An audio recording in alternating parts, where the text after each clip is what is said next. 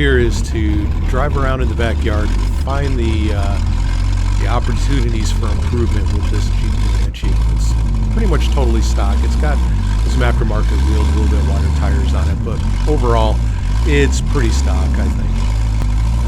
We did put a new bumper on it with the winch, which becomes important because again, the goal here is to get it stuck, to find out what we can and can't do with it. So as we do some improvements, we're able to measure what those improvements are, see where we can go and what we can go for. It's a neat little creek in the backyard. It runs year round. It's got fish in it, and it's fun to play in every once in a while, and driving in it. It's not my favorite thing to do, but it is the most convenient place to try to turn around. This is going to be one of the issues that we have with the vehicle, with the low ground clearance. Trying to get up out of the creek, just it's not always easy. Hold on.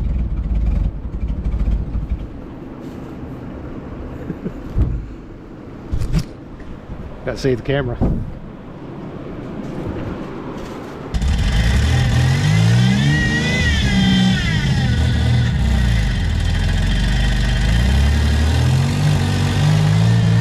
Go forwards. See if it'll go forwards, and then we'll winch it out. Oh, it's done.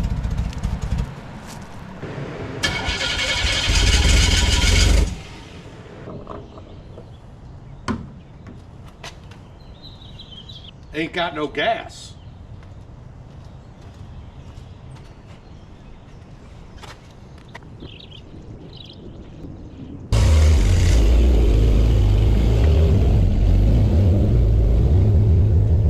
What we're pulling into the frame here is a 2004 Superduty chassis and axle. It's a Ford product. I don't really need the frame. Definitely need the axles. They're for the Comanche. They're pretty good sized stuff. It's full 1 tons, and it's nice they have the brakes with them and all the little accessories up front as well. Stock steering and things like that. At least for mock-up, it'll work out well. So the goal here is to get the axles out from underneath the frame and then figure out how to get the frame out of my driveway.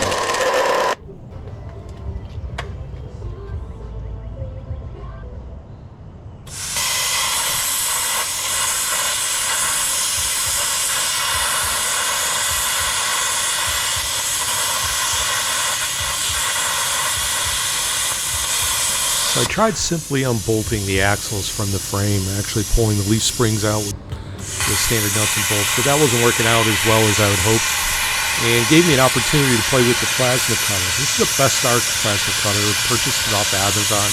Fairly inexpensive tool, and it works pretty well at making short work of some metal that needs to be ruined.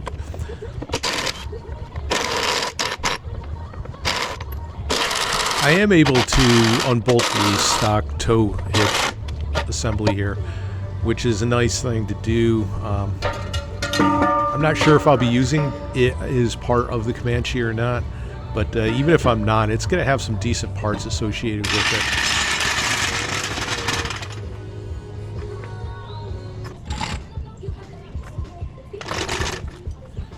it. This is where I first realized just how heavy these axles are.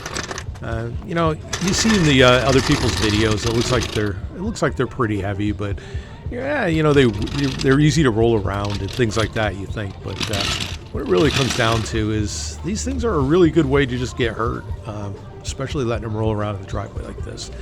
Trying to get them up out of the into the grass, and yeah, it was a pretty good Three Stooges looking moment. So back to the plasma cutter here, because I really need to learn how to use this thing. This is really my first project with it. Well, second project with the plasma cutter. First one didn't go that well. Definitely needed some practice. Definitely need to go through and destroy some consumables, figure out how it works. I figure what better way to do it than to chop up this chassis, maybe save some of the pieces for use in the Comanche. I can use some of the longer straight pieces, reinforcing the unibody and other spots along the bill. So one of the big downsides of using the plasma cutter is it uses a lot of air. At least the way I have it set up, it is using 75 psi running through that vest arc, and that means that air compressor is running more than I would like. And for some reason, I decided to set it up right next to where I was working, so we're gonna have to listen to it a lot today. Now, using the plasma cutter isn't really the best tool for the job for destroying something like a chassis, but it's a lot of fun. And what's the best tool for the job? Probably an oxyacetylene torch. Something that runs through a little bit quicker, something that doesn't care really how thick the metal is, and honestly, something that doesn't run an air compressor every 3 minutes.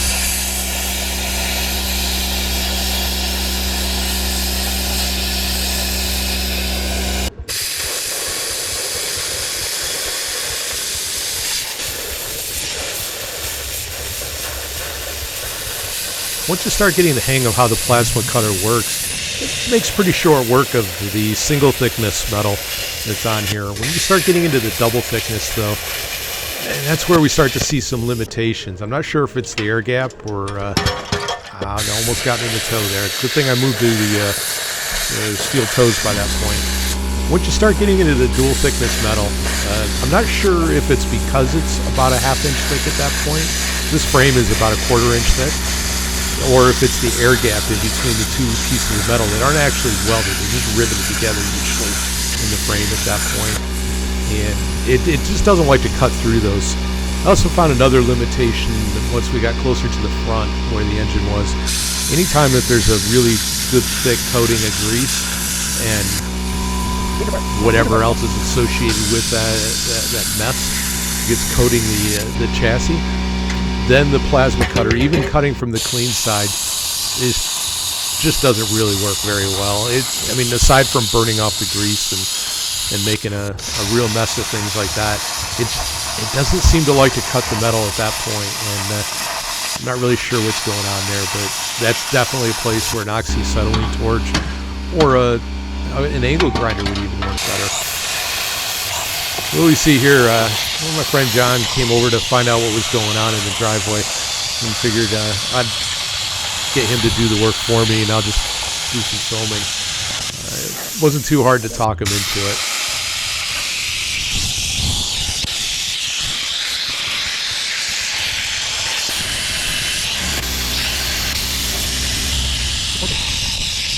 It's nice having someone who actually knows what they're doing use the tools sometime to show you what's going on.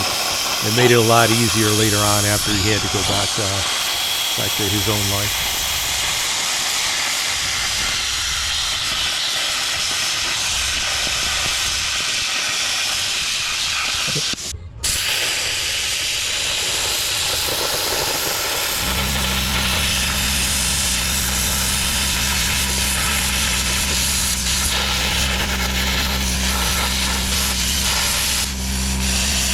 When you're running it properly, the plasma cutter makes a lot of sparks. It makes it a lot of fun to use. You know, if you're going to choose violence for the day, this is a pretty good tool to do it with.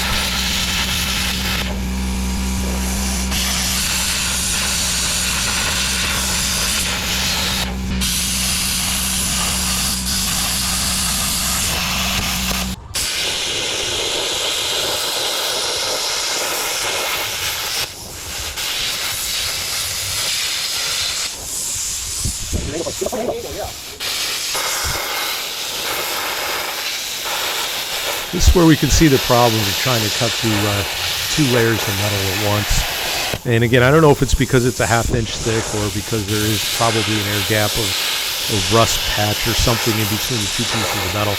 But it just doesn't like to cut cleanly through the whole thing.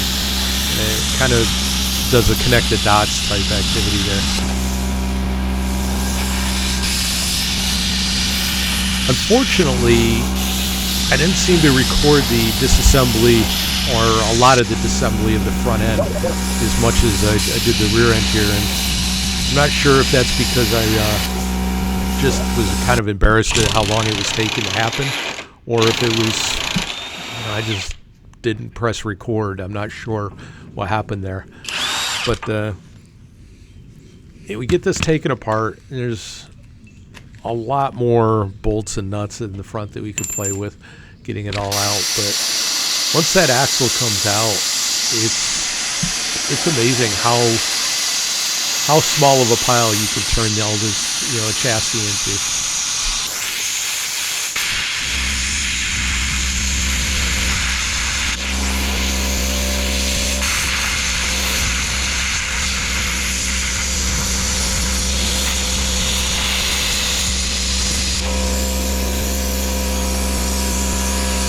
So right about here is where I decided that I'm not going to continue fighting the double thickness metal. Just move beyond it to a single thickness.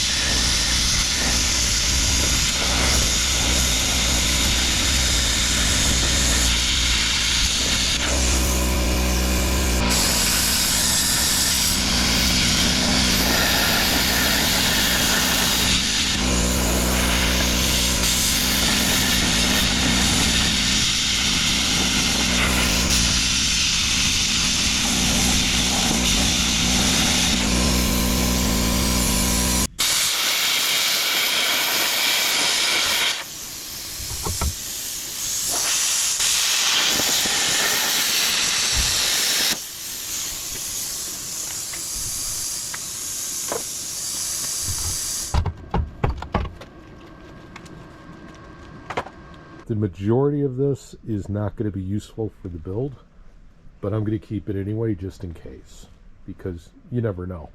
Yeah, this is all the stuff that probably should go to the scrapyard, but won't. I mean, when am I ever going to need huge leaf springs or coils big enough for an F-250, F-350 type vehicle? But what are the good parts? The parts that made all of this effort worthwhile. This is a Sterling 10.5 rear end from a Ford Excursion or other Super Duties. It doesn't come with the stock e-locker, unfortunately, from Ford, but I can retrofit that in, and I'll need to do that anyway because I'm going to be changing the rear gearing. It's a stock 3.73 gearing, and that's not going to work for what I want to do. It does have these original Ford brakes, which is really nice. And that's one of the reasons why I bought the entire setup, the 2 axles already attached to a chassis, is so that I was sure that I got all of the brake parts and other things. This is a Dana 60 front axle from a Super Duty. It's going to require a lot more work than the rear axle does to get it going, but I'm really looking forward to the challenge.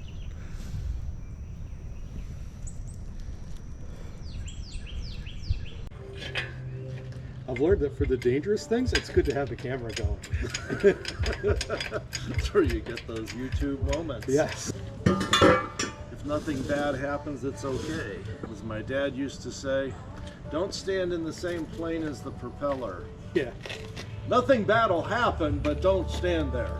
That way these things don't have as far to fall. To recognize that I should move my foot.